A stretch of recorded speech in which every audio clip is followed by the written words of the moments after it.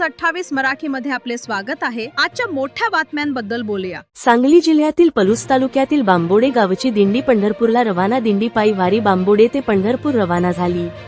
दिंडीची मोरके दिंडी चालक अप्पासो भगवान पवार, तसेच लक्ष्मण महादेव शेंडगे, तसेच हनुमंत शंकर डुबल, पंढरीनाथ लक्ष्मण पवार, तसेच बजरंग शामराव कदम, नाना सुधाकर, हनुमंत कदम, चंद्रकांत पुंडलिक कदम असे हे दिंडीचे कारभारी आहेत।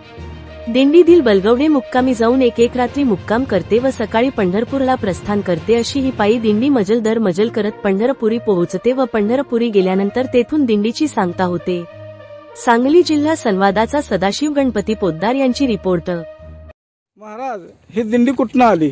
बांबोडे पलूस तालुक्यावरून जरा जोरात आवाज सांगा। बांबोड्याहून आलेले हां पंढरपूरला निघालेले आहे। हां माघ महिन्यामध्ये ही वारी आहे। हां आज 27 वर्ष झालं आम्ही पायी चालत जात असतो। हां दिंडीचं एकच वैशिष्ट्य आहे, हां 5 जणांनी दिंडी आम्ही चालू केली।